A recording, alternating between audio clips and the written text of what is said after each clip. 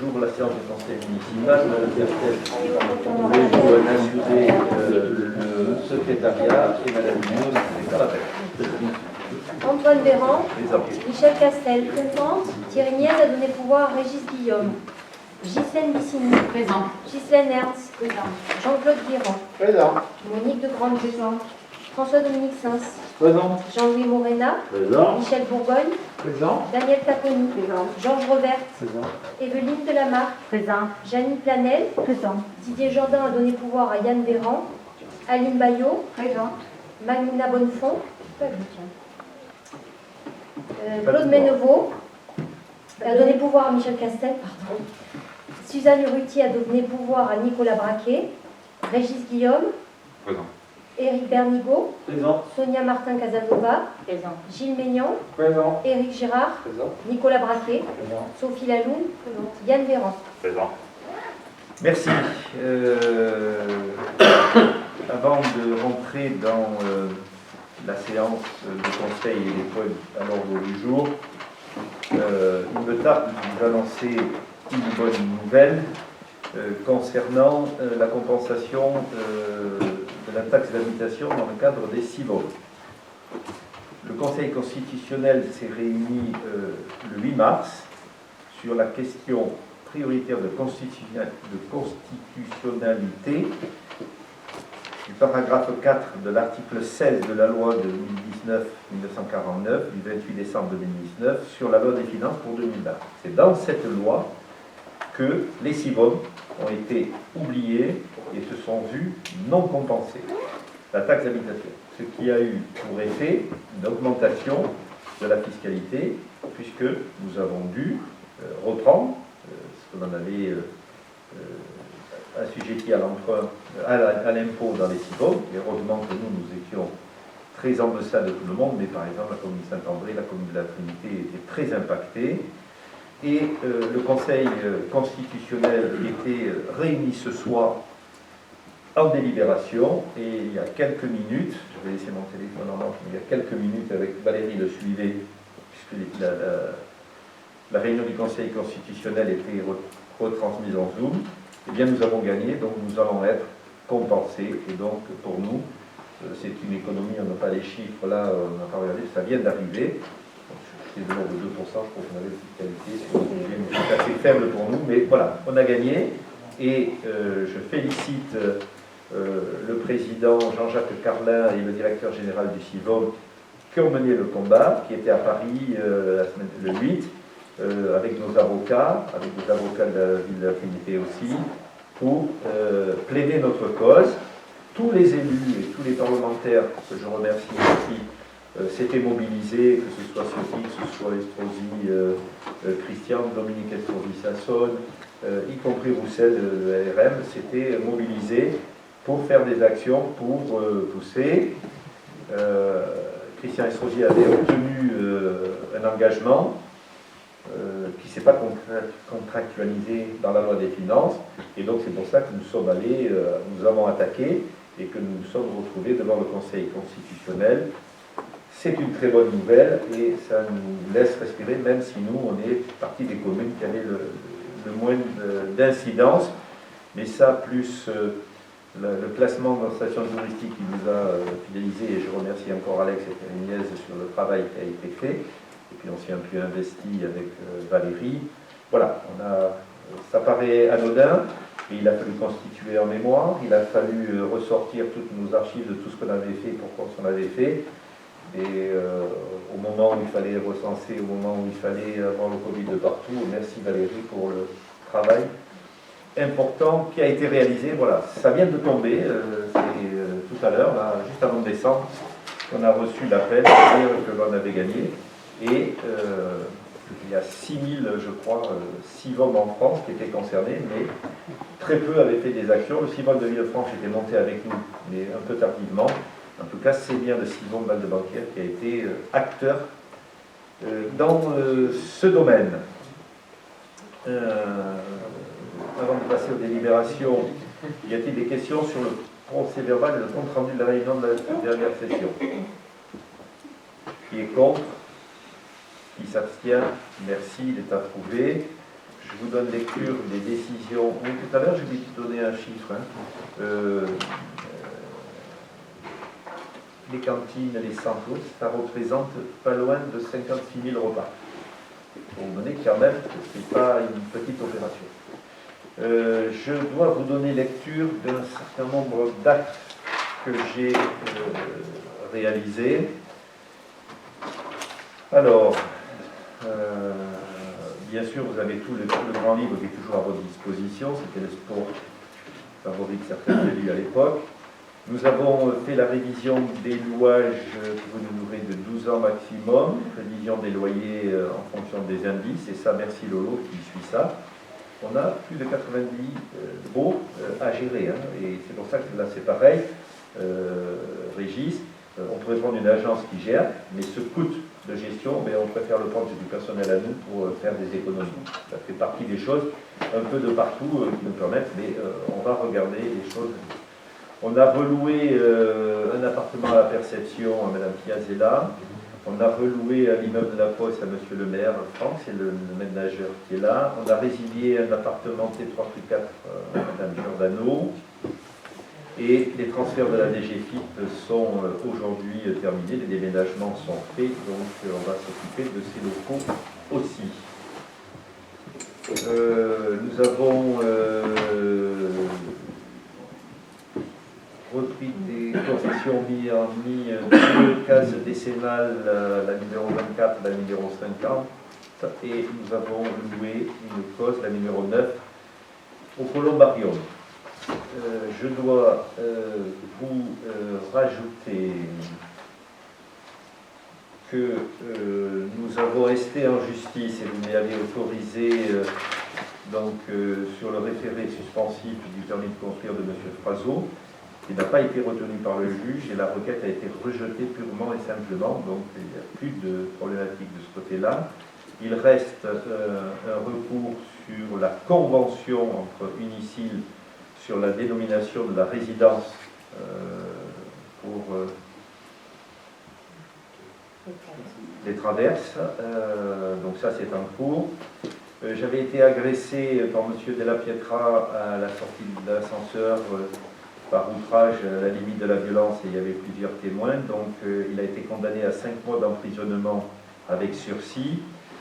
Et à 200 € au titre du préjudice moral et 500 € pour les frais de procédure qu'on remettra à une association vraisemblablement au Secours catholique ou à l'entretien des écoles. Il y a une ligne de trésorerie, et ça, je félicite encore là dans la gestion de cette année, on a ouvert une ligne de trésorerie sur les grands chantiers et notamment le foyer rural de 400 000 € que l'on a remboursé. Et puis, ça c'est, voilà, le Ferion, c'est les différentes procédures. Je tiens à le signaler quand même, on est à plus de 6 000 € de frais d'avocat pour des petites procédures de ci, de là. Et je dois vous donner une information concernant le litige que l'on a sur la piste du Ferion. Elle sera jugée le 13 mai à 9 h. Et après on verra quelles sont les conditions. C'est pas évident, hein. Il y a beaucoup de jurisprudence en France, le pavé de jurisprudence était fait comme ça. Et donc c'est pas évident du tout, mais en tout cas on avisera après qu'on soit passé au tribunal. Je vous étudie sur ces domaines-là. Et maintenant, je passe donc la parole à Michel Castel pour la délibération numéro 1. Alors, la délibération numéro 1 concerne le plan de formation 2022 sur notre commune. Alors, je vais faire un petit bilan bref de ce qui s'est passé sur le plan de formation 2020-2021. Donc, ce plan de formation a été difficile à mettre en œuvre. Durant cette période, donc c'est bien de le rappeler, parce que de nombreuses formations ont été annulées, évidemment, du fait de la crise sanitaire. Cependant, dans les périodes où on a pu agir à ce niveau-là, Plusieurs actions ont pu être réalisées en décalant les dates, donc en les intercalant dans les périodes où on pouvait, en modifiant le type de formation. Le présentiel a été transformé en distanciel, ou encore en modifiant le thème de la formation pour correspondre au mieux à l'offre proposée. Il y a eu beaucoup moins de propositions de formation, évidemment, contrairement aux autres années par le CNFPT de Saint-Laurent, ce qui a impacté fortement les agents qui avaient une faible mobilité, qui avaient des difficultés pour se déplacer. Alors, le bilan chiffré en quelques petits chiffres. Donc, sur cette période-là, le nombre d'agents concernés, c'était 64. Ça concerne le personnel qui entre dans le tableau des effectifs plus les contrats aidés. Le nombre d'agents qui ont suivi une formation, 62. Donc, on voit que quand même nos agents sont formés régulièrement. Les formations prévues, 261. Les formations réalisées, 176. Donc, je vous ai expliqué pourquoi. Les formations non réalisées, 85, donc elles ont été annulées pour cause Covid, 46, refusées par l'agent, 5. Pourquoi refusées par l'agent? Parce que ou ça n'intéresse plus, ou le calendrier proposé, puisqu'il y a eu des changements, ne convenait plus pour des raisons personnelles et des engagements ailleurs de nos agents. Refusées par le CNFPT, il y en a eu 13 parce que manque de place. Non réalisé 21 pour des raisons de service, besoins sur le terrain, maladie. Donc les agents n'ont pas pu être envoyés sur ces formations. Voilà, ça c'était pour le petit bilan sur 2020-2021. Donc le plan de formation 2022, comme d'habitude, mais c'est bien quand même de le rappeler, il a été établi en fonction des besoins exprimés par les agents et les responsables hiérarchiques lors des entretiens individuels en fonction des objectifs qui sont clairement définis.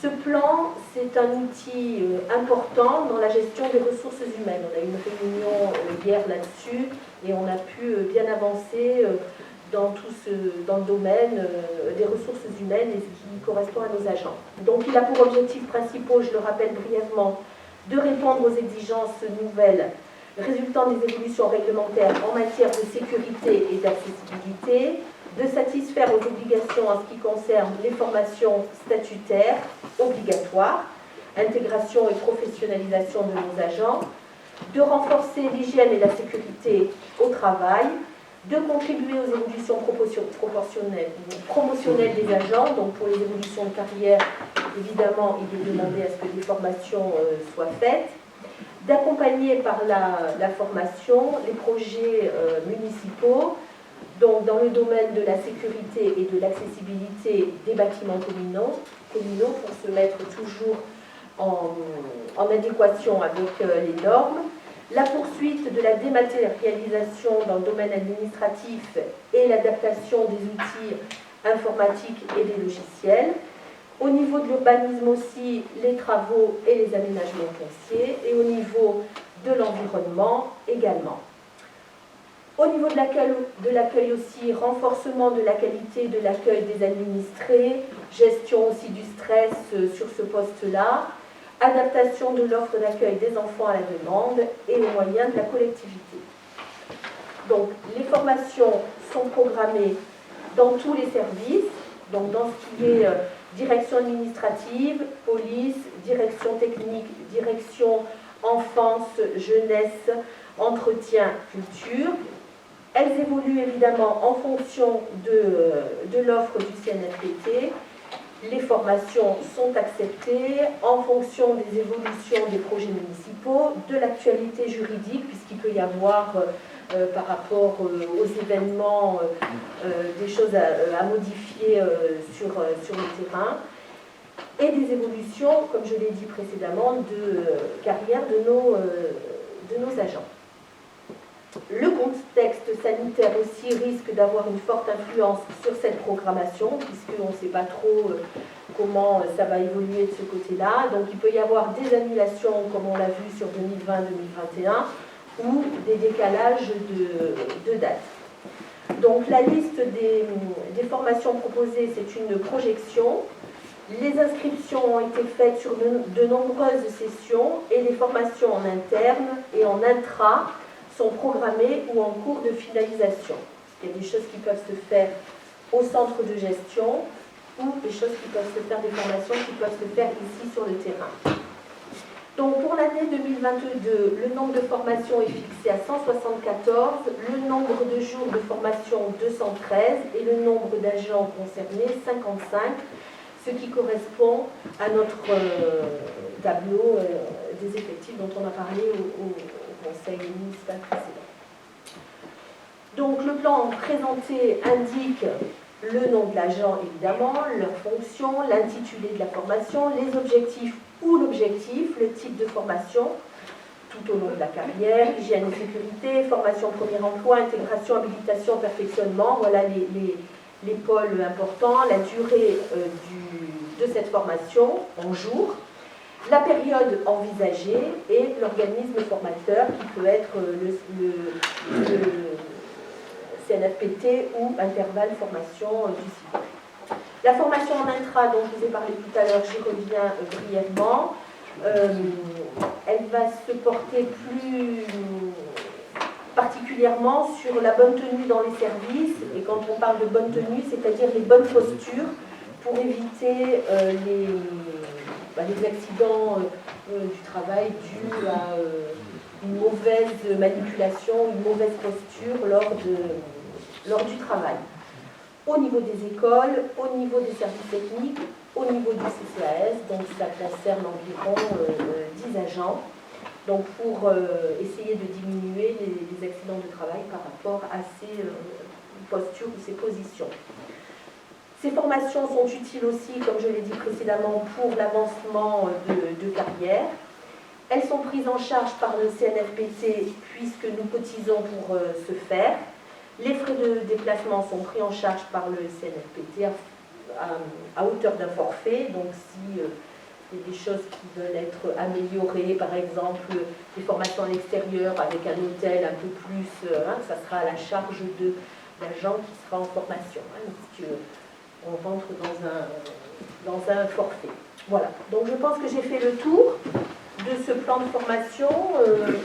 Vous l'avez eu certainement quand on l'a envoyé,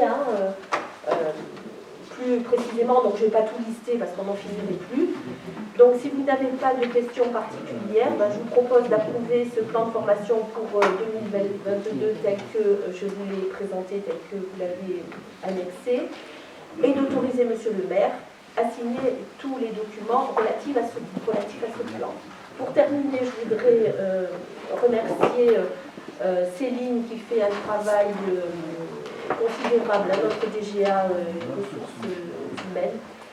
Dans ce domaine-là, elle suit vraiment nos agents de très près, elle est très à l'écoute, elle est très présente sur le terrain et administrativement. Et je remercie aussi Valérie pour le suivi de tout ça.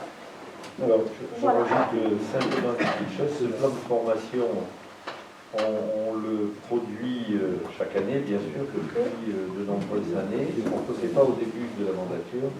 Et ce plan a aussi une autre vocation, et que les communes qui ne sont pas dotées des plans de formation, lorsqu'il y a soit de la promotion interne, soit une participation à un concours, Valérie en avait fait, malheureusement, on n'était pas bon, et c'est la première fois où elle a présenté ces concours, octroie un certain nombre de points dans les candidats sur des concours de la fonction publique. Donc c'est grâce à ça, et c'est pour ça qu'on y veille de l'avoir et de le faire approuver très rapidement. Tout n'est pas fait à chaque fois, on en fait de plus en plus, mais voilà, il a aussi cette vocation, cette obligation qui permet de faire la fonction. Voilà, je vais le préciser pour ceux qui ne savent pas, on l'a dit à plusieurs reprises. Qui est passé, voilà. Au vote. Non, Il y a une question? Oui. ouais, non, je regrette simplement qu'on n'ait pas eu la pièce jointe qui était annoncée. Tu t'as fait comme ça, tu téléphones et tu la réclames, mais je pense qu'elle était jointe, non? Normalement, oui.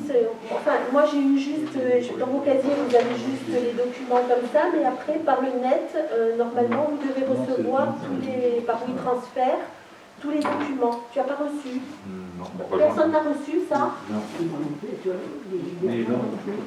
Moi, elle était pas loin. Ah, donc il y a peut-être eu un souci, si Ah, on n'a alors pas oui. reçu et d'autres pas, il y a peut-être eu un problème de transmission. Alors, eh ben, écoutez, ce qu'on peut faire, c'est demain, je demande à Céline de vous le Ouais, mais il retransmettre. n'y avait pas ça dedans. Enfin, pour moi. D'accord? Ok. Parce qu'il y a eu des petits bugs hein, sur les envois. Oui.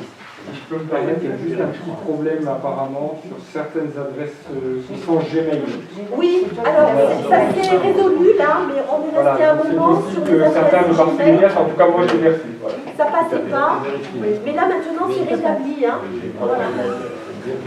Bon, Enfin, dans ces cas-là, lorsque vous voyez qu'il y a une pièce annexée qui est annoncée dans la délibération, vous nous appelez, on vous la retransmet sans aucune difficulté. Oui, vous entendez Et on ça. s'assure que vous l'avez mis à ce moment-là. Voilà. Après sur le papier, bon, ben, on va pas, ça fait beaucoup de papier, donc on va pas les sortir, mais elles sont à disposition sur le net.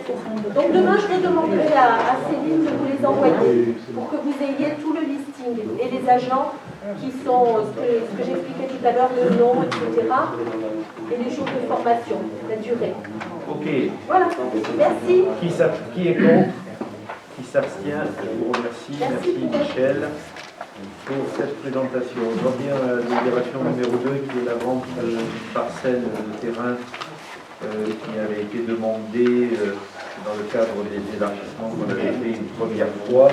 On avait dit qu'on s'en occuperait, on s'en est jamais occupé. Donc voilà, on a demandé des estimations des domaines. C'est un petit morceau de terrain dans la zone inconstructible sur le chemin qui rejoint Couverte et qui passe à partir de la Fangare, qui a été estimé, c'est 1000 m² environ, qui est estimé par les domaines le 2910 à 30 000 €. On a fait la proposition à monsieur et madame Della Rosa, qui sont les propriétaires de la maison d'à côté. Ils sont en droit de passage en tant que conservé par la commune, leur sera accordé sur la forme d'un accord sous seing privé. Et donc, je vous propose d'accorder cette vente à monsieur et madame Della Rosa pour 30 000 € et on a chargé Maître Grèce, notaire, de rédiger les actes. Y a-t-il des questions ou des oppositions? Qui est contre? Qui s'abstient? Je vous remercie. La deuxième remarque est un très vieux dossier la 3, qui concerne monsieur et madame Léon Pierre Rébaud, qui ne doit pas quitter la séance peut-être. Je n'ai rien à voir avec. Donc, qui est une bande de terrain qui se situe depuis le cimetière jusqu'à l'entrée du petit lotissement qui est en dessous, qui borde cette parcelle où j'en ai marre de voir un camion stationné, de ne pas entretenir. On intervient parce que les riverains gueulent que ce n'est pas des broussaillers, la famille ne fait pas, bref. J'ai rencontré donc la famille Rébaud à plusieurs reprises, on en a parlé, ça n'avançait pas, et puis là la situation s'est débloquée, puisque les riverains avaient fait une pétition pour que des arbres de gros pins blancs qui sont plomb des maisons soient coupés. Ils ne pouvaient pas le faire, on les a mis en demeure, et donc là ils sont venus nous voir, on a dit voilà, vous coupez les arbres et on vous cède la propriété. Donc on a grosso modo pour 2500 € en clair, puisqu'on paye 2500 € la coupe des arbres, et on a la vente de ce terrain à l'euro symbolique. Voilà. Donc vous voyez où c'est, hein, c'est toute la partie, vous avez les maisons, et quand on va au cimetière, il y a une bande de terrain là, tout le long, pour lequel on doit faire des stationnements. Il y en a un que je vais enlever, qui est le camion qui est toujours à l'entrée du cimetière, et ça nous permettra de le faire. Avez-vous des questions? Qui est contre? Qui s'abstient? J'ai dit que vous pouvez avoir un bel accès au cimetière.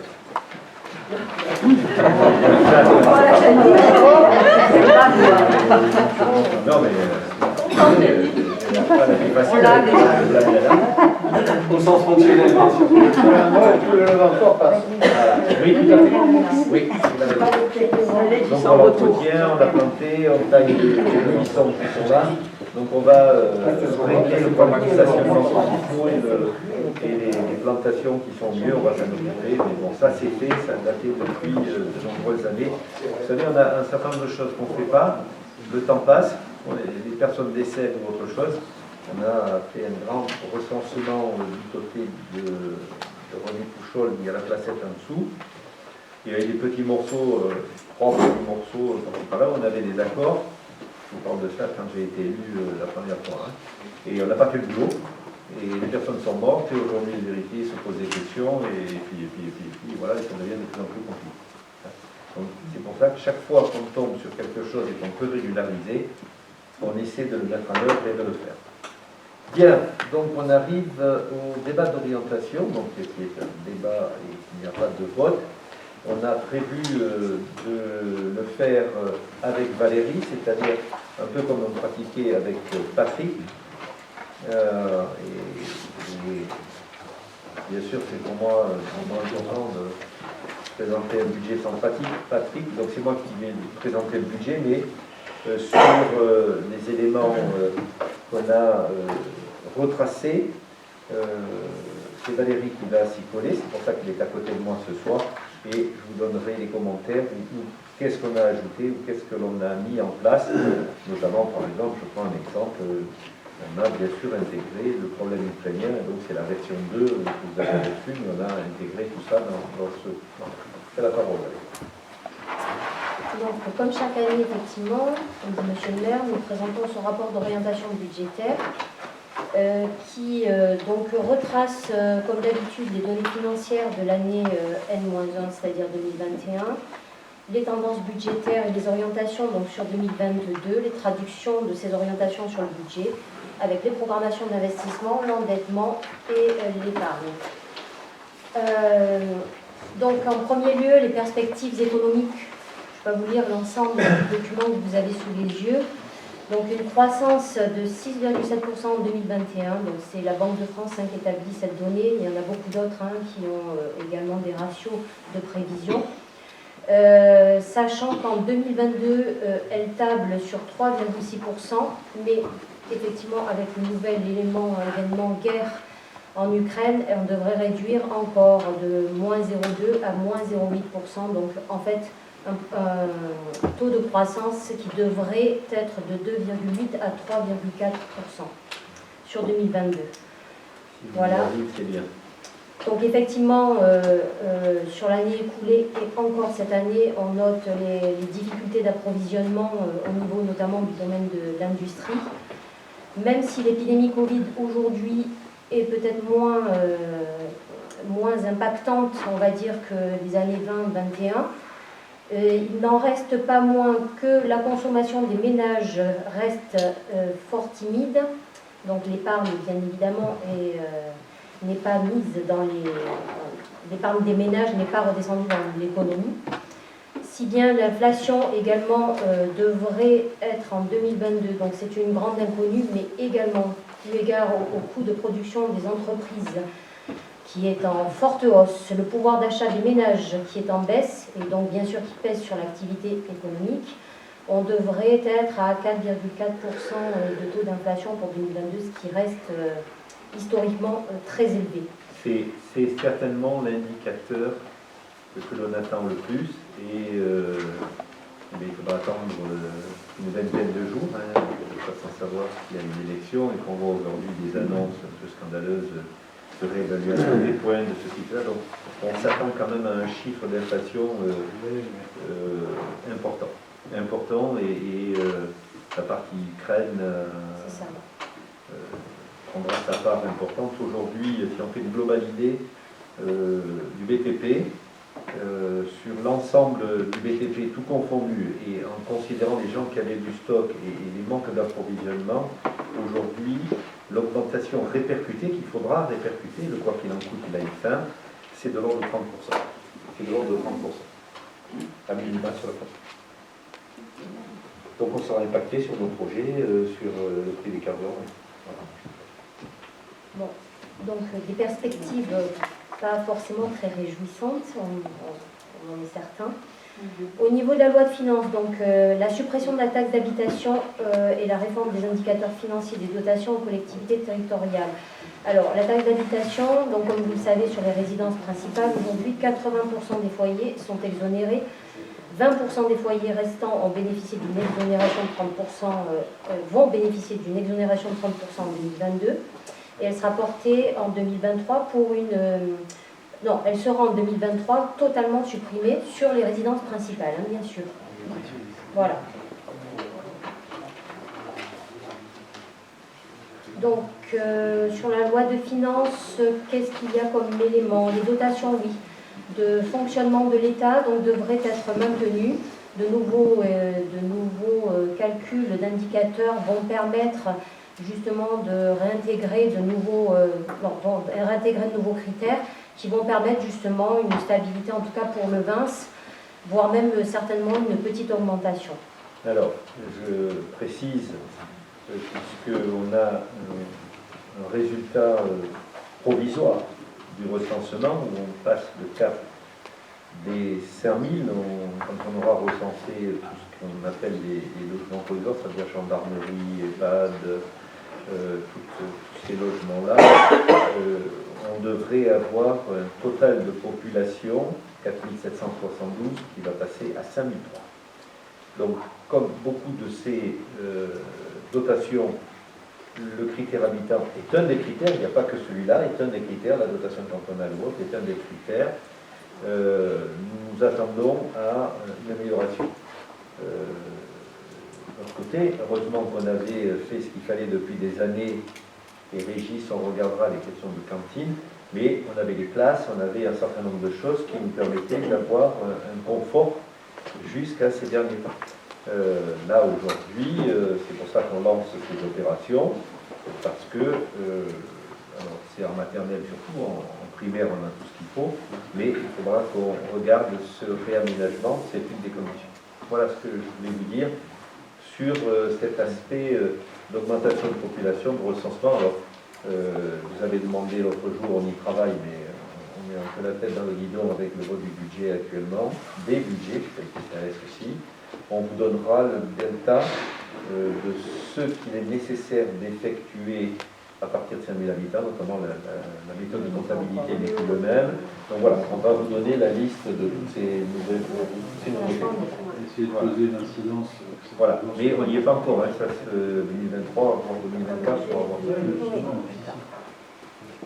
Donc on note aussi l'automatisation progressive du FCTVA, le déploiement du réseau des conseillers décideurs locaux de la DGFiP, dont on bénéficie d'ailleurs déjà aujourd'hui, et c'est une bonne chose. Ils nous accompagnent, ils nous conseillent et voilà, nous donnent des enjeux pour la stratégie financière de la collectivité. À c'est eux noter... qui nous positionnent, par exemple, où on se trouve et si on dérape, si on dérape pas. Voilà. Les plans de relance également sont maintenus au niveau de l'État, donc oui, dont on peut bénéficier, bien évidemment, au titre des dépenses d'équipement de la collectivité. Alors, vous avez également ce tableau des comptes donc, de la commune pour 2020 et 2021, donc la comparaison, et un ratio par habitant, donc, qui est donné à titre indicatif, bien évidemment, qui ne doit pas être pris non plus... en l'excluant d'un contexte, je veux dire, financier, parce que notamment les ratios de dette et autres doivent bien évidemment être perçus en voyant les investissements qui sont faits par la collectivité. Donc vous les avez, je ne vais pas tous les lister. Mais vous voyez, là, faites les divisions, quand vous prenez 4784 et vous mettez 5800 et vous voyez les résultats de l'impact, de 5300, vous voyez l'impact tout de suite. Donc pour le bilan de l'exercice 2021, donc en section de fonctionnement, nous avons obtenu 4 201 239,16 € de mandat pour donc des recettes de 4 910 114,8 erreurs sur le document, 19. Donc en fait, on a un excédent de clôture de 708 875,03. Pour l'investissement, vous recevrez le clôture des chiffres. oui, voilà.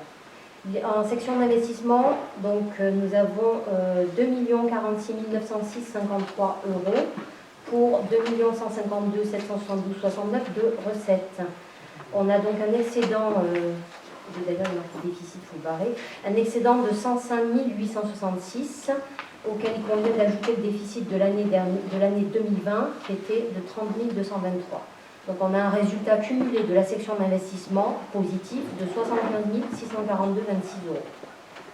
Donc la situation globale de la commune de Levins avec les deux sections de fonctionnement et d'investissement font apparaître un résultat de 784 517,29 euros.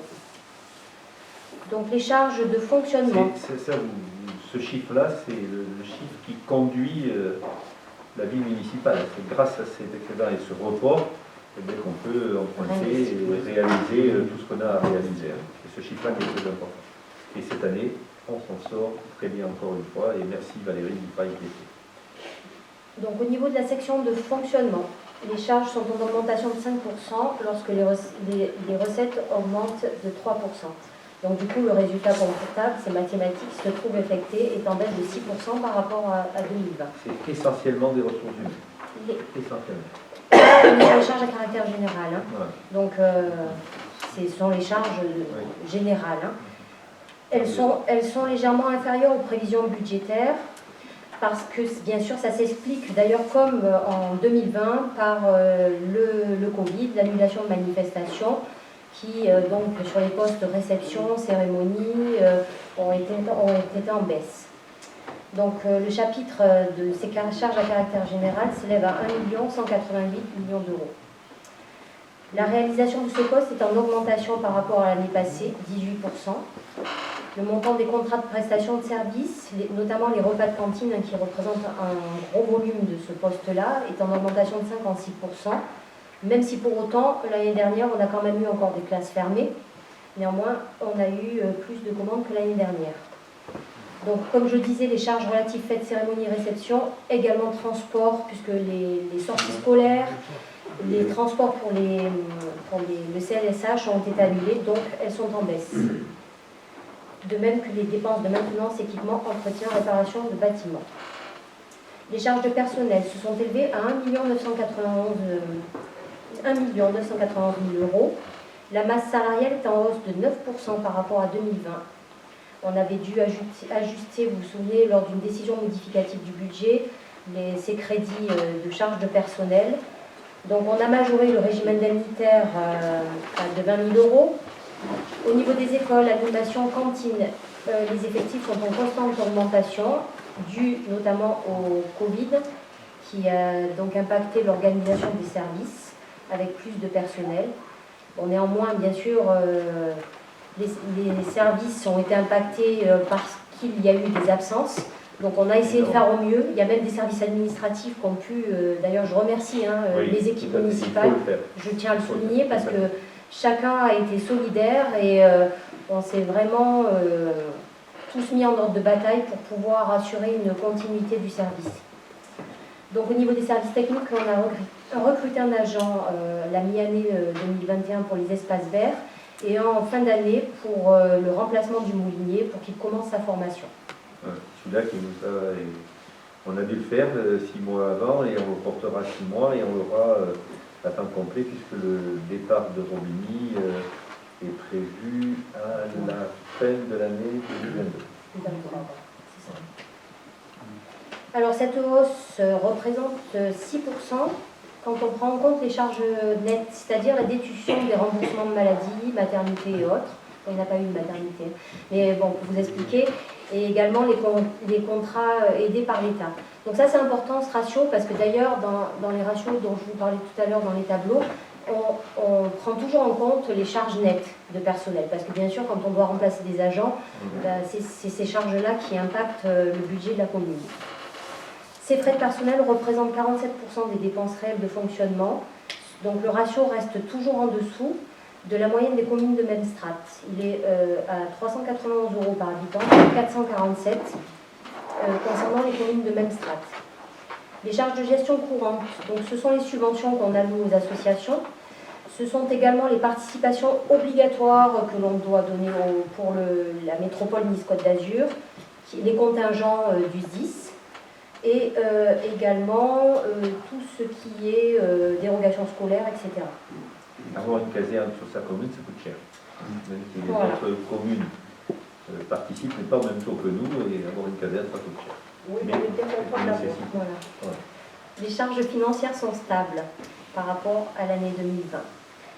Donc l'atténuation de compensation à verser à la métropole, donc issue des CLECT, on n'y reviendra pas sur les charges transférées à la métropole Nice-Côte d'Azur, elle est de 46 200 €.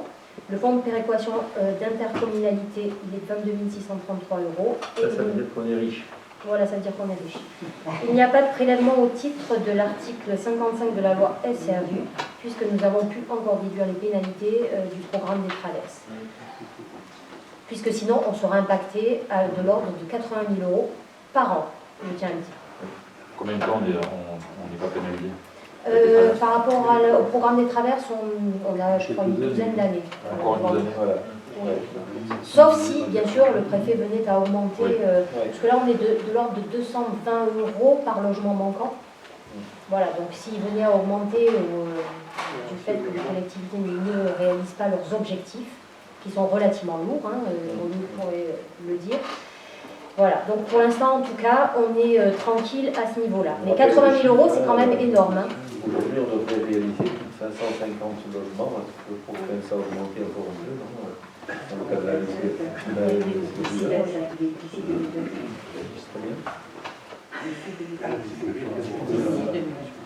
Ah oui, oui. Alors, on passe, si vous me le permettez, sur les recettes donc de toujours cette section de fonctionnement. Donc les produits de service sont en hausse de 73%, ils représentent 551 700, dont 55% d'augmentation pour les redevances de services périscolaires et cantines. Donc la piscine a également été ouverte contrairement à 2020, avec une recette assez minime de 23 000 €. Les impôts et taxes, donc les contributions directes, sont en légère hausse. Elles sont en légère hausse uniquement parce que les bases ont augmenté et qu'il y a de nouvelles constructions. Le ratio néanmoins de la fiscalité reste toujours inférieur aussi par rapport aux communes de même strate. Les taxes additionnelles du droit de mutation, on a pu percevoir encore cette année le fonds départemental des MTO, donc ces droits de mutation, à hauteur de 258 555 €. Donc à ce titre, monsieur le maire le disait tout à l'heure, nous avons eu on est station classée de tourisme, donc en 2022, ce n'est plus ce fonds de péréquation qu'on percevra, mais la taxe additionnelle du droit de mutation, qui est donc en fonction du nombre de propriétés vendues sur le territoire. Donc elle a toujours été relativement très importante sur, on est une commune dynamique, donc elle est relativement importante sur le territoire. On perçoit la dotation de solidarité de la métropole à hauteur de 135 597 €. Qui n'a pas bougé malgré les deux communes nouvelles qui sont intégrées. Donc les dotations de l'État sont donc un petit peu en hausse et elles devraient le rester pour l'année prochaine. Le versement des prestations enfance-jeunesse a été en légère baisse puisqu'elles sont basées par rapport aux années antérieures. Et le revenu des immeubles est en baisse. On a eu pas mal de turnover et il y a des logements qui n'ont pu être remis en location, notamment rue Cardon, place de la République. Ça, c'est un élément extrêmement important, qui est un indicateur que je suis, parce que, on a plus de 90 baux, je l'ai dit tout à l'heure, mais ce chiffre-là est le chiffre qui me permet de dormir tranquille. C'est-à-dire que je sais que nos revenus permettent de couvrir le service de la dette. Et ce que dit Valérie, et j'ai demandé à Monique, qui a déjà lancé une consultation auprès de bureau d'études dans le cadre de l'aide à la pierre, sur l'immeuble en face, sur la rue Cardon, et nous allons lancer la même chose à la perception pour remettre le plus vite possible, et c'est les priorités que j'ai données à Johan et à Monique, bien sûr, au travers de Valérie, de relancer toute cette partie le plus vite possible pour qu'on puisse remettre tous ces appartements en location, et c'est pour ça que je râle pour le presbytère, même si c'est pas énorme, mais qu'on l'ouvre et qu'on mette ces loyers en recouvrement, parce que c'est de la recette pour la commune, Le critère, on a mis 1 million dedans, donc il faut aussi amortir. C'est pas avec les prix éoliens qu'on va amortir le presbytère. Voilà. Pas des logements sociaux par rapport aux subventions. Tout à fait. Est-ce que les traverses vont faire chuter un peu la tension locative aussi? Alors, mais Monique peut répondre. Alors d'abord, on n'ira pas plus loin, parce que ce soit clair. Non. Et aujourd'hui, la demande, elle est exponentielle. Elle est exponentielle sur du foncier à bâtir, des gens qui veulent s'installer à Levens. Il y a un effet collège, il y a un effet de tout ce qu'on a fait. Aujourd'hui, il y avait par exemple une manifestation qu'a organisée la métropole avec Bermudo qui avait occupé sur les entrepreneuriales, les gens qui demandent de l'emploi, les entreprises qui veulent se créer ou quoi. Et on a été terriblement sollicité parce que Levens a cette réputation qui est bonne aujourd'hui. Je pense pas, parce que il faudra attendre au moins 1 an que ça libère, parce que les gens que Monique a dans la résidence senior, c'est pour ça que j'étais très déçu de certaines positions, vont libérer des fonciers, des maisons, des gens qui ne veulent pas quitter Levens et qui autrement seraient des biens qui seraient mis à la vente et les gens quitteraient la commune. Ça va libérer un peu, mais pas tout de suite.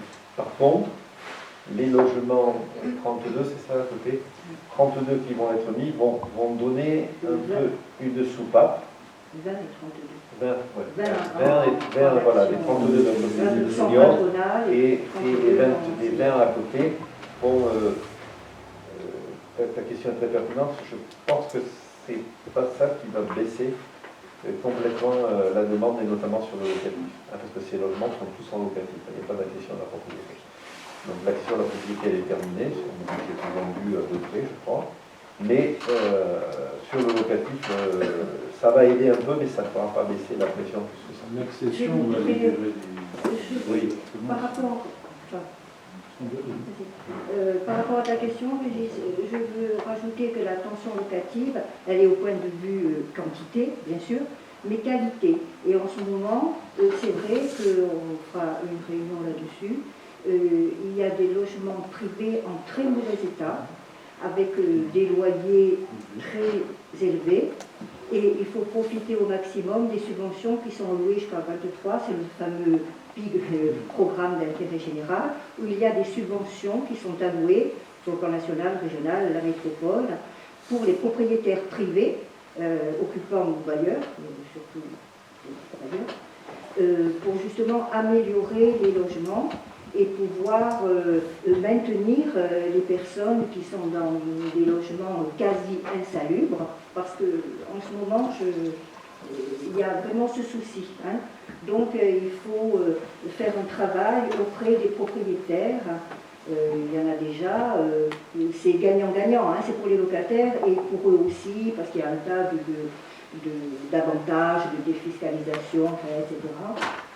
Mais c'est vrai qu'il y a beaucoup de logements anciens, vétustes, avec des loyers très élevés, et c'est, voilà, hein, on est presque... C'est une tâche qui nous revient maintenant. Avant, elle était faite par les services de l'État, et qu'aujourd'hui, ça revient à la mairie, à la police municipale et Monique pour essayer de trouver. Et c'est vrai qu'il y a beaucoup d'aides, mais les gens... on a du mal à faire remettre en état, les gens disent plutôt je loue pas, ce qui est pas tout encore, ou alors ils louent et dans les conditions. Et comme il y a cette pression que tu as juste titre, eh bien les gens sont prêts à signer des baux dans des trucs qui sont vraiment insalubres. Voilà. Et ça c'est pas des constructions neuves, donc ça ferait sur le... Ouais, mais les traverses vont amener voilà, des logements neufs. Oui. Donc les gens vont peut-être quitter nos logements. Tout à fait. Voilà. Tout à fait. Donc ce qui fait qu'on a déjà perdu 9,5%. Oui. Est-ce qu'on aura du mal à relouer les logements? Non. D'où la nécessité de remettre en état pour relouer. Voilà, c'est important. Mais pas tous. Hein. Comment?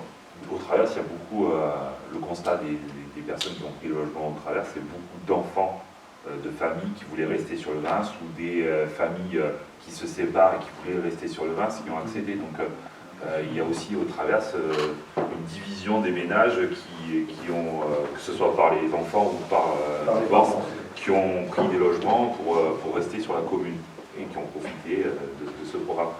Et on constate qu'il y a énormément d'enfants du pays qui ont Absolument. C'est-à-dire qu'ils sont primo-accédants. Ça va virer les appartements. Voilà, Ils ça sont va libérer des appartements qui sont tapés dans le jardin. c'est sur les On aura plusieurs peut-être plus de qui difficultés sont dans le de- garage des parents ou qui sont dans le sous-sol ou qui sont... donc il y a ça. Et ce que dit Yann, c'est très important parce que l'essentiel des ventes ne vient pas de l'extérieur. C'est des regroupements, c'est soit les parents Rapprochement de familial. rapprochements familiaux qui se sont effectués à notre entreprise. C'est un phénomène qu'on n'avait pas bien vu. Il y a très peu d'apports extérieurs sur la partie acquisition. La partie locative, sur la partie senior, harmonie et l'inventaire, on n'a pas lancé encore les appels à candidature pour les autres 20 logements. On dit qu'il est en train de s'en occuper et on va pas tarder à le faire quand on aura un calendrier qui va bien. Hein, voilà. Mais on sera encore tendu, je pense, et c'est un vrai souci.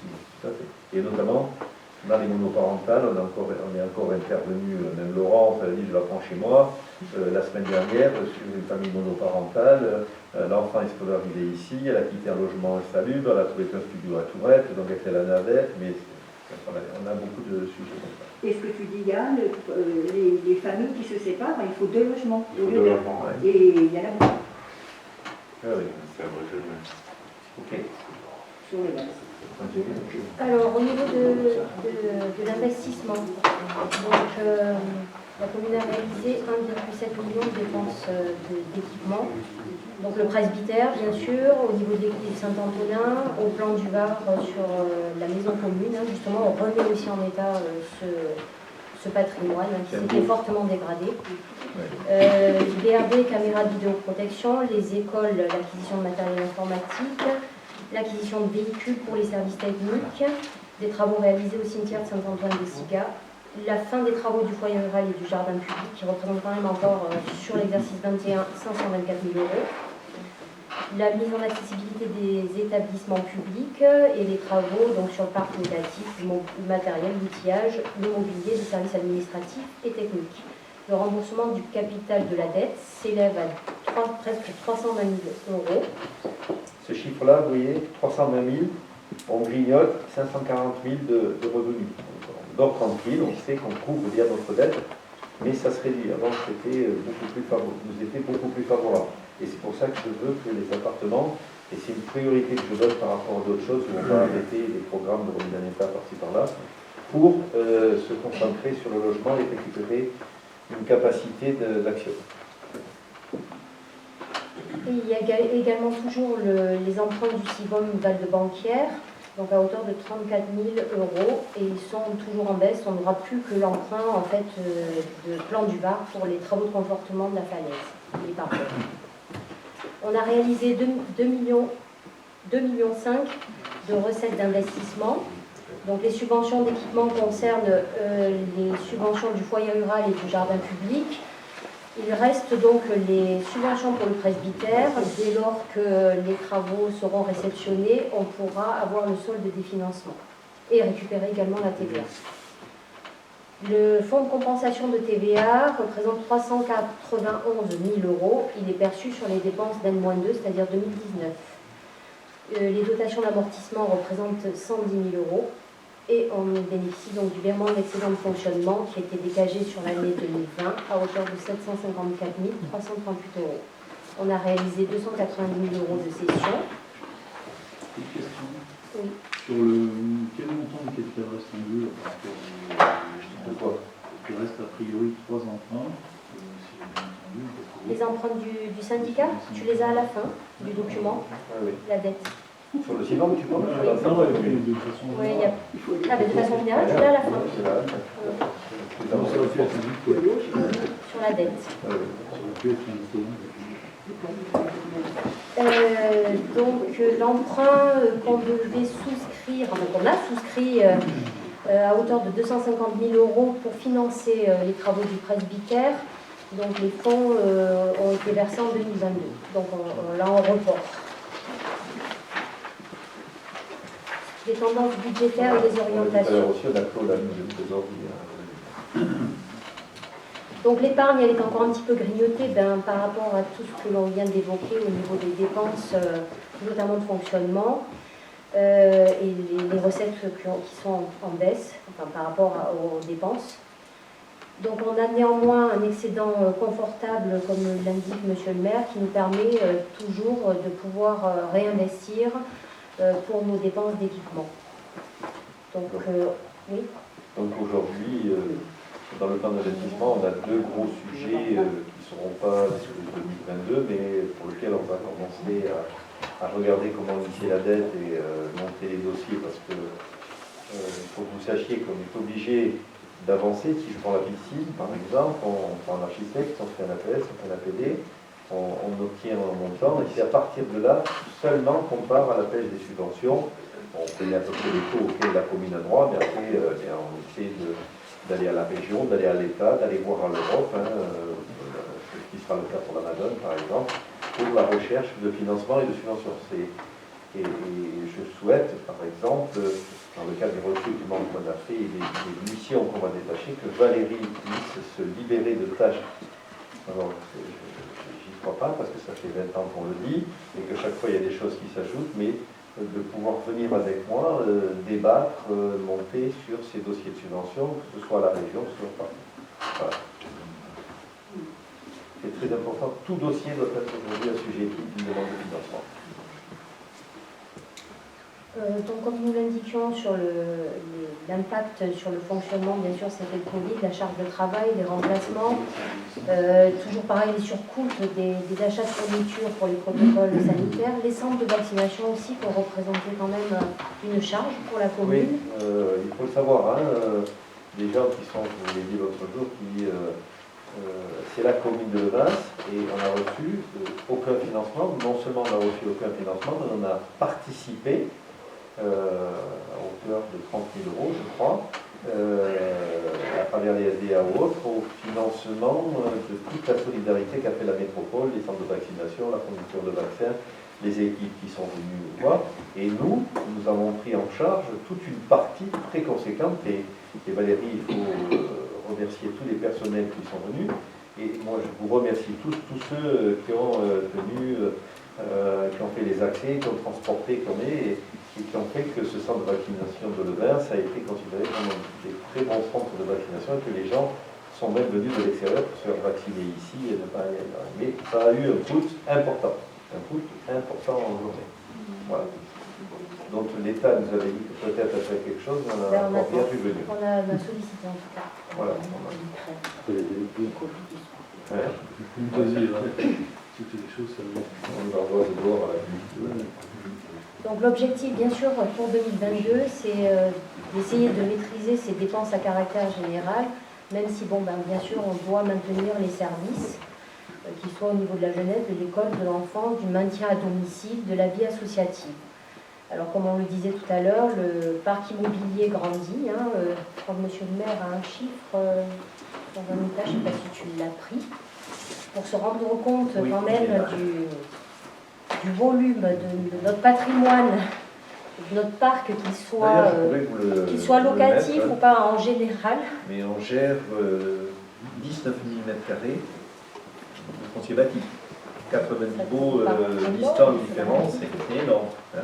Et ce document, je veux le faire passer parce que parfois la mémoire détaillante de tout ce que l'on a fait quand on a travaillé sur le plan du DAF, quand on a refait les vestiaires de la piscine, il y a un certain nombre de choses qui sont faites, et vous allez voir qu'aujourd'hui, il y a des choses qui sont faites depuis tellement longtemps qu'on est obligé d'y revenir et de refaire des travaux et de les remettre en état. Mais c'est ce document-là, et elle a eu raison de me le sortir parce que même pour moi ça a été important, il est à votre disposition.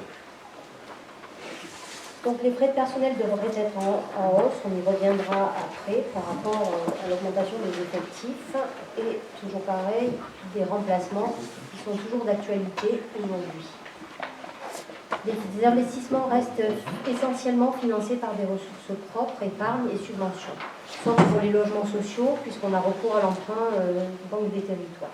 Alors, je reviens, parce qu'il faut rendre à César ce qui est à César. Ça vient d'arriver, j'ai quelques excuses.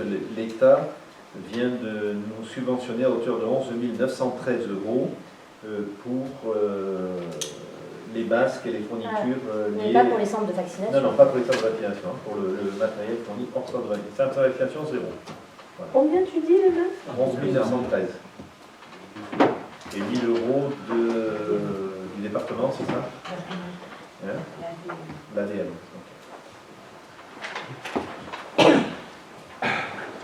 Donc je poursuis. Le volume des crédits de report en investissement donc, représentera 1,2 million d'euros. Les dépenses à caractère général représentent pour la commune 30% de ses dépenses réelles totales. Donc ce qui est important au niveau locatif, assurance, voilà, c'est ça. Tout, toutes les lumières. L'électricité, tout. Les charges financières seront en légère hausse liées à la souscription d'une nouvelle empreinte pour les travaux de l'ancien presbytère. Les charges de personnel seront en hausse. La masse salariale aux écoles périscolaires est impactée toujours par les protocoles, moins maintenant puisqu'on n'a plus la notion de groupe. Donc il y a une hausse également des effectifs en péri-extrascolaire. On l'a encore là pour les inscriptions de Pâques. Je crois qu'on a encore dépassé 110, c'est impressionnant. Donc, bien évidemment, qui dit accroissement des effectifs, dit accroissement de personnel. Donc, dans les services administratifs, 2 agents en longue maladie sont en longue maladie. Une réorganisation a dû être faite et a nécessité le recrutement d'une personne à l'accueil. De même que l'agent en charge de la bibliothèque et de l'accueil qui est parti à la retraite a été remplacé donc à la bibliothèque. Elle effectuait également des heures à l'accueil. Les services techniques, 2 nouveaux effectifs ont été recrutés, on l'a dit tout à l'heure, et ils seront donc bien évidemment plein pot, si je peux dire ça comme ça, pour l'année 2022. Les demandes de subventions aux associations sont en cours d'instruction. On a une réunion lundi soir pour voir finir les dossiers du groupe travail finance, pour statuer donc sur le montant à allouer. Au niveau des orientations de 2022, donc il reste globalement sur le développement économique, le logement, donc les travaux des traverses, du presbytère, les travaux sur le restaurant de la Fourchette qui sont en cours, la réhabilitation du restaurant de la piscine qui démarrera en 2022, fin 2022 je pense, démolition des 2 maisons de la colline et lancement des études pour la réhabilitation des logements dont on parlait tout à l'heure, rue Cardon et place de la République. Démolition de la colline, on a l'appel d'offres, il a été analysé, traité et on va notifier le marché. Donc avant l'été, le site sera démoli, emblayé et mis avec des glissières de sécurité. Je reviens sur la Fourchette. Et la Fourchette avait été financée quand on a fait la totalité des immeubles Bellé, on en a fait déjà une partie et c'est pour ça qu'on n'a pas pu redemander de nouveaux dossiers de subvention où on met 230 000 € de travaux à l'intérieur actuellement. Et la piscine n'a pas en dossier de subvention. Alors on poursuit évidemment les travaux. La piscine. Alors, une estimation que j'ai rejetée complètement, on espère être dans les 500 000 € hors taxe. Ce qui est déjà énorme, parce que c'est quand même pas énorme en surface. Bon, il y a l'accès handicapé extérieur, il y a les terrasses extérieures. Je veux qu'on remonte ce niveau qui nous pose problème avec tous ces décalages qui ont été faits. Donc, on a un programme très complet qu'on a mis. Donc, aujourd'hui, les architectes vont travailler. Et voilà, il y a des montants que je ne dépasserai pas, plutôt que je vais être comme ça. Voilà. Et voilà. Là, je vais confier à Nicolas et à Yann une mission de regarder tous les prix avec Johan et de relancer des entreprises. Parce que vous savez, les entreprises, quand vous avez le montant des travaux pour une collectivité, vous faites 100, dans le privé, vous faites 1000, avec le même prix. C'est incroyable. C'est incroyable. C'est cher. C'est incroyable. 1 million d'euros dans le presbytère, bon, il y a eu des soucis avec le rocher apparent et tout ce qu'on a eu à faire, mais ça a été énorme. On a divisé par 6 logements en 1 million d'euros, mais le prix des logements, on est loin de la charte. C'est très bien, ok. Je vais continuer, madame Guillaume. Alors dans les orientations, il y a bien sûr toujours l'accessibilité des bâtiments, La solidarité en faveur des personnes handicapées et des personnes âgées, donc toujours avec le CCAS, où là, il y a un gros effort qui sera fait pour développer les activités. Voilà, donc vous savez qu'on a lancé un sondage avec Ghislaine sur les souhaits, et on a ramené ça aux personnes de 65 ans ou 60 ans, je ne sais pas si on pense toujours, hein, 65, hein, c'est ça 60. Parce qu'on entend, les gens disent ah oui, mais on ne sait pas, on n'a pas vu. Quoi. Donc on a envoyé un questionnaire où il y a eu un nombre de réponses fort intéressant. Et depuis, on a lancé, Janine s'en est occupée, Ghislaine, Élodie est repartie, Monique a reçu encore des gens aujourd'hui. Et on a un recensement avec les souhaits. Et petit à petit, maintenant, on commence à mettre en œuvre. Je vais prendre la marche nordique qui a été lancée, où on n'avait pas des réponses très favorables. Il y avait 2 ou 4, je crois, je ne sais pas pourquoi, et on s'est retrouvé à 22 et on s'est obligé de découper en 2 groupes, par exemple. Hein. Voilà. C'est pareil pour la cuisine, c'est pareil pour l'informatique qui est demandée maintenant. Donc, voilà, la dynamique est en marche, on y travaillait depuis longtemps avec Ghislaine, mais bon, il fallait gérer tout, et là on a décidé, on a mis des moyens, avec la bibliothèque, et on met à disposition la personne de la bibliothèque une demi-journée pour les jeux de société, les cartes et tout. Donc, et on a mis en face les budgets nécessaires pour que le CCAS puisse lancer ses animations pour les gens à partir de 60 ans. Et ce qui est intéressant, c'est qu'on a mis 60 ans, pourquoi c'est moi qui ai imposé ça, parce qu'il y a des gens à l'intérieur qui ont répondu, mais pour aider aussi, pour faire du transport, pour être animateur, pour faire des cours, pour pouvoir participer. Et ça, c'est pas mal, et on va voir comment ça évolue. On vous fera un bilan à la rentrée au mois d'octobre. Hein, voilà. Ok. Pour l'enfance, la jeunesse, donc on maintient les séjours vacances et on développe les activités de la Maison des Jeunes qui, elles aussi, connaissent une augmentation des effectifs. Les activités périscolaires sont maintenues, bien évidemment. Les dotations au niveau de l'investissement, bien sûr, seront prévues pour les écoles, les membres de bureaux, mobilier, etc. Donc on lance les études pour l'agrandissement de l'école Saint-Roch avec l'agence 06 du département pour la cantine scolaire et les locaux réservés pour la LSH, périscolaire. L'école de Plan-du-Var donc sera fermée à compter de la rentrée 2022, les élèves étant regroupés sur la commune de Bonson. Au niveau sport, pardon. On a les tarifs maintenant, on a fait des dossiers avec le maire de Bonson. Ce n'est pas une dérogation scolaire. Une participation, hein, j'ai plus les chiffres en tête, mais un c'est 1900 je crois et 1500, quelque chose comme ça. Hein. Au niveau sport, loisirs, culture, donc les activités qui avaient pu reprendre mi-année 2021, donc la programmation culturelle en 2022 est déjà organisée, elle a démarré, donc il représente quand même un budget relativement conséquent. Et bien évidemment, les nombreux locaux mis à disposition et sites mis à disposition de la vie associative. Budget de la programmation avec ce que fait Régis sur la lecture, sur tout ça, le budget global, entre guillemets, qu'on pourrait dire foyer rural, c'est de l'ordre de 30 000 euros. Voilà. Après, il y a tous les budgets à travers le comité des fêtes, toutes les autres actions et tout le fonctionnement associatif. Personnel inclus? Comment? Avec le personnel inclus? Avec 35 000 euros. Non, ça c'est les prestations de services. Ça c'est comme dans toutes les associations, et le personnel, et les fluides sont pris en charge par la collectivité. Donc j'ai bien remarqué, notamment pour le foyer rural, c'est important, parce que Manu nous coûte une petite fortune entre les heures, il est présent, et il faut rendre les heures et tout, c'est compliqué. Et on n'a pas de duopole encore avec lui. Donc on maintient. Je salue son travail, c'est un très bon travail. Donc on soutient toujours la coopérative Oléicole par la mise à disposition du personnel municipal et là donc avec le personnel qui viendra remplacer Richard Robini.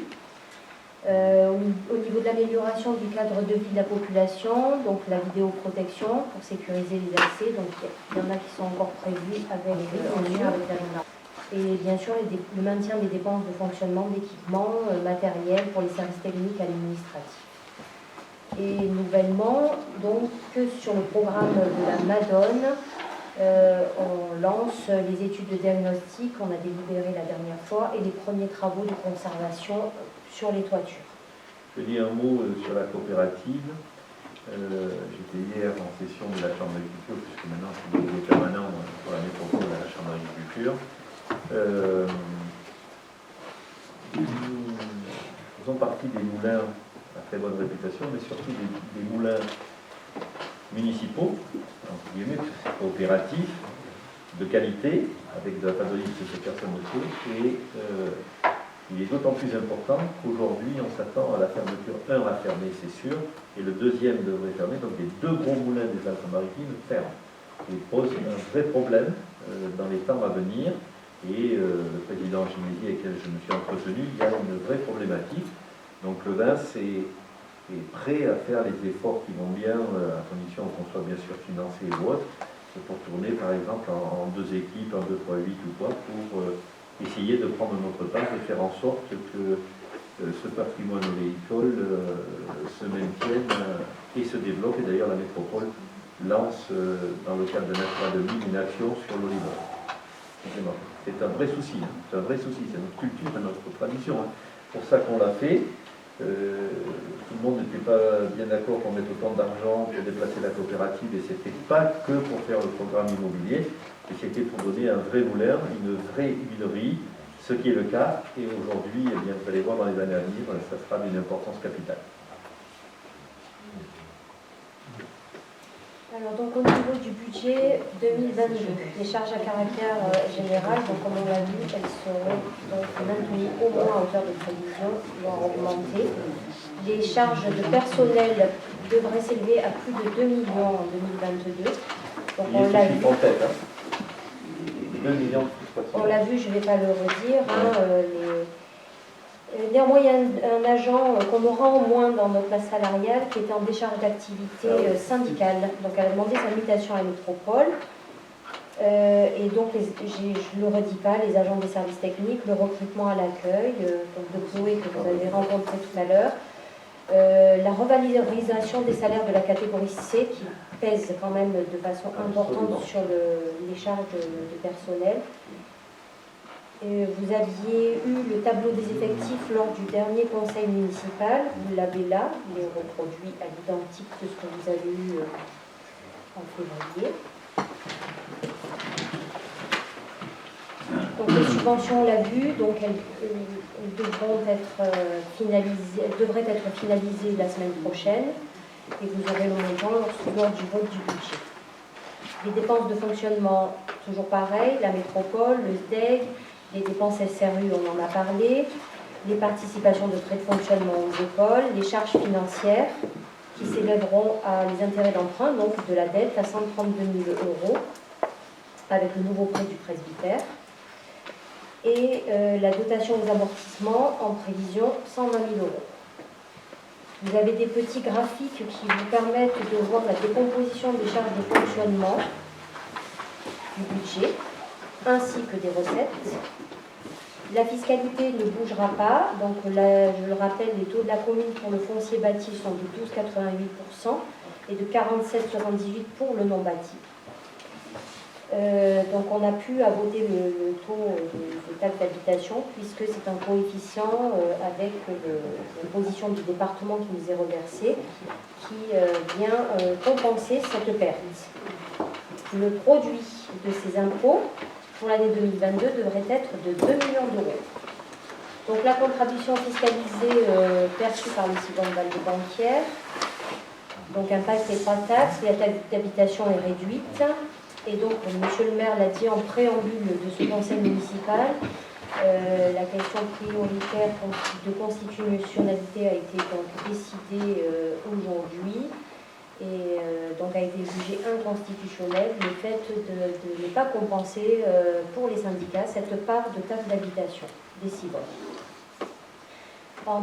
Pour le Cibonval de banquière, donc notre participation s'élèvera à 372 000 €. Je le rappelle, le Cibonval de banquière gère les crèches, relais, assistantes maternelles et actions concernant parentalité, handicap, etc. C'est le plus gros volume de cette contribution qui pèse 252 000 €. Il gère également les séjours donc, de la maison des jeunes et les dépenses, puisqu'il y a 2 agents aujourd'hui qui travaillent à la maison des jeunes. Le social, c'est le portage des repas et le complément d'aide à domicile, notamment les week-ends pour le CCAS. Le centre de formation et l'intervention des brigades vertes que nous utilisons à l'Evins pour quand même presque 40 000 €. Les intérêts d'emprunt donc, sont largement en baisse, ils ne pèsent plus que 2 745 €, puisque la dette s'éteint au niveau du Sivom Val-de-Banquière pour la commune. Il ne reste plus que le prêt pour le plan du Var. La constitution du Merlon, la protection du hameau du plan du Var. C'est ça. Donc les dotations de fonctionnement, dotations de solidarité rurale, péréquation devraient représenter 660 000 €. Et le revenu des immeubles, puisqu'on espère, même s'il y a des logements qui resteront vacants, il y aura ceux du presbytère qui rentrent, même si ça ne représente pas un revenu énorme, mais néanmoins, devrait donc être à un niveau de 540 000 €. Voilà. Alors, l'instruction qu'on a donnée à Manu, que vous le sachiez tous, c'est que je préfère laisser les logements vides, sauf toutes les priorités, tous les cas d'urgence. Donc après, ça c'est des souhaits, et après la réalisation, devant la réalité, c'est souvent différent. Mais vraiment, c'est des appartements qui ont été conçus, ceux qui les ont visités, qui ont vu, pour des personnes avec handicap. Donc, je dis toujours, un couple pourrait vivre, même les 2 personnes en fauteuil roulant, en handicap, dans ces appartements où tout est prévu et tout est fait pour. Donc c'est pour ça, mettre des gens dedans, après il faut les sortir, si jamais on a la demande, parce qu'aujourd'hui on n'a pas tant de demandes, je crois qu'on a 2 demandes de personnes en fauteuil roulant, donc c'est pas évident, parce qu'on en aura aussi 2, je crois, dans les traverses sur Andicois, qui seront 2 appartements. Une association. Voilà, une association. Ok, voilà. Donc, de la même manière, vous avez la décomposition des recettes de fonctionnement sous la forme d'un camembert pour vous représenter facilement la part de chacun des postes de ces recettes de fonctionnement. Et on vous donnera les camemberts avec les pourcentages. Mais ils y sont à l'essence, tu n'as pas chantier. Ah, vous les avez? Pardon, Je veux moins de doter, moi. Parce que alors, le changement, c'est toutes les notes. l'investissement, les dépenses d'équipement, donc elles sont constituées sur ce budget 2022 des reports et des nouveaux crédits.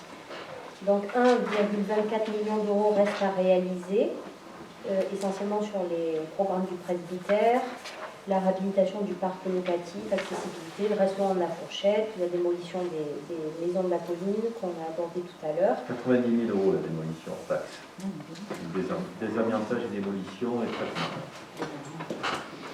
Le remboursement du capital de la dette s'élèvera à 324 000 € et 30 000 pour les 25 000 exactement pour les travaux du Sivom, pour les emprunts du Sivom Val-de-Banquière. Les inscriptions donc avec des nouveaux crédits, avec l'inscription des nouveaux crédits, les dépenses d'investissement s'élèvent à plus de 3 millions d'euros. Donc de la même manière en recettes, puisqu'on vote, je vous le rappelle, un budget équilibré, on aura également 3 millions de recettes. Donc il y a des reports, je l'ai dit tout à l'heure, les subventions du presbytère. On a également le fonds de compensation de TVA sur les dépenses qu'on a faites en 2020 qui devrait s'élever à 310 000 €. On a la cession du foncier de la Goumba qui est reportée, c'est le dernier terrain pour le VTT, pour le vélo, qui reste à réaliser. Et également la cession du foncier de Parc Laval à Unici, sur lequel nous avons délibéré l'année dernière. C'est chez les notaires et au appartement. Donc on a un amortissement de 120 000 €, on l'a en dépenses de fonctionnement et donc en recettes d'investissement. Oui, tout à fait. Nous avons le virement de la section de fonctionnement qui va à l'investissement pour l'excédent de 2021 qui est de 709 000 €. Et on prévoit un virement prévisionnel de la section de fonctionnement de l'ordre de 500 000 €. La programmation, donc elle est au niveau des services administratifs techniques, le renouvellement, l'achat de postes informatiques et la bascule sur le Windows 365, qu'on attend avec impatience parce que je tiens à vous dire que c'est vraiment très compliqué. c'est le serveur, voilà, c'est oui, marché modifié, malgré les la travaux fibre vont- que l'on attendait avec impatience, on n'a pas de nette amélioration. Les travaux Voilà. doivent commencer là dans les jours. Donc c'est très compliqué parce que que c'est très compliqué parce que nos logiciels sont tous en intranet et c'est très compliqué. Le hameau de Plan du Var, donc les travaux dans la maison commune et l'étude que l'on avait déjà l'année dernière pour la requalification du hameau de Plan du Var pour réfléchir au réaménagement complet du hameau. Et on va s'y atteler, M. Sens va monter avec moi sur ces sujets-là. Volontiers, monsieur le maire. Au niveau du foncier bâti, donc le locatif, la mise en accessibilité, la fourchette, la piscine, l'église, on a la réparation du clocher de l'église de Saint-Antonin. Ça, c'est un vrai souci. Hein. Et ça nous a été bloqué. Je crains le pire parce que les bâtiments de France ont sauté toute discussion. Ils veulent voir et comment on refait la corniche. Est-ce que c'est la bonne corniche, pas la bonne corniche? Est-ce que le support des corniches voilà, on a un souci. Les premières estimations, c'est quand même 40 000 € là. Et je n'ai pas vu la DF encore, hein, donc je ne sais pas qu'est-ce qu'on va là. On va les fiches encore. Et les études donc, que l'on attaque et les travaux conservatoires sur la sur la Madone des Frais, qui seront bien sûr suivis d'un programme d'envergure. Sur le foncier non bâti, c'est la restauration des cimetières, le nouveau jardin partagé sur lequel on doit participer, donc ça on doit le voir sur le site de la Bomba, le déménagement en fait des jardins qui sont aujourd'hui à l'école, qui déménagent sur le socle du village. Au niveau des écoles, la sécurisation des accès aménagements divers, donc le matériel, mobilier, les travaux récurrents Le changement de la porte de l'école maternelle. et le lancement de l'agrandissement dont on parlait tout à l'heure sur l'école pour la cantine et la LSH. Travaux de réseau, on l'a vu. Vous avez également ce petit camembert qui vous donne le dispatching des opérations d'investissement. L'endettement, donc M. Sens, le capital de restendu des emprunts communaux s'élève à 5,5 millions d'euros et 130 000 € pour le Civum Val-de-Banquière. Alors, je répète, nous sommes dans la version haute, c'est un des seuls indicateurs qu'on a toujours eu avec Patrick, cette volonté avec Valérie.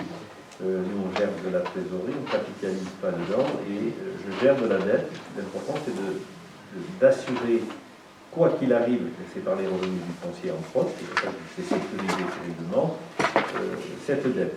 Cette dette, elle est, il faut 7 ans, vous savez, il y a des indicateurs où on prend le nombre d'années nécessaires de budget pour rembourser la totalité de la dette.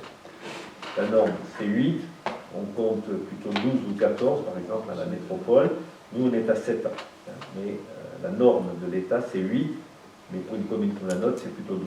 C'est entre 10 et 12. Mais donc, on est dans la fourchette, mais dans la partie haute. Dans la partie haute. Et c'est quelque chose que je revendique, ça a toujours été, depuis toujours avec Patrick, ce mode de gestion qui nous a permis de faire tout ce qu'on a fait. Voilà. Mais on est quand même en baisse. Malgré tout ce que l'on a fait. Voilà. Alors, on rappelle ici l'ensemble des programmes pour lesquels la commune a eu recours de financement, d'emprunt. Alors, il s'agit bien sûr de tout ce qui concerne la construction ou la réhabilitation de logements locatifs. Le SSR Les Lauriers Roses ne pèse rien, en fait, cet emprunt, puisqu'il est remboursé dans le cadre du bail. Les divers travaux publics, bien sûr, l'emprunt qui pèse le plus étant celui du complexe sportif et du foyer rural que l'on avait souscrit pour les 2 programmes. Voilà, donc vous avez le petit diagramme d'évolution. On l'avait prévu avec la fiscalité, les 2 points d'augmentation il y a 5 ou 6 ans, avec un cap qu'on a bien passé d'ailleurs, où on avait très peur. Et puis aujourd'hui, on est dans cette redescente et on a une situation qui est, entre guillemets, allez, je vais dire confortable, mais avec beaucoup de guillemets, et où il faudra être très précautionneux pour les années à venir. L'emprunt du Civum, de mémoire, je crois qu'il tombe en 2027, donc du coup on aura 130 000 € de moins en capital restendu.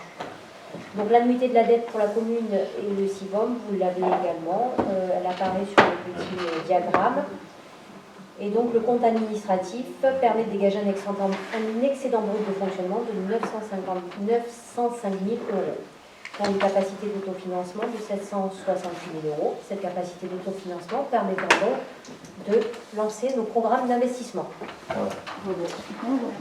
Voilà, je tiens à remercier Laurence, Élodie aussi, parce que même si aujourd'hui elle est au CCAS, elle a quand même été assez longtemps aux côtés de... elle avait été formée puis devenue ultra efficace, mais elle a choisi l'opportunité au CCAS d'aller sur ce poste-là. En tout cas, je les remercie parce que voilà, Laurence effectue un travail colossal au niveau des finances. Elle m'accompagne dans l'élaboration du budget et de ce document. Et voilà, je l'en remercie. Merci beaucoup. Merci Valérie.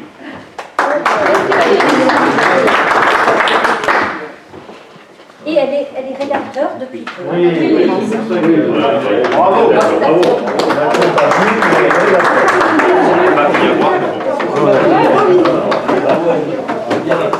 Voilà, avez-vous des questions?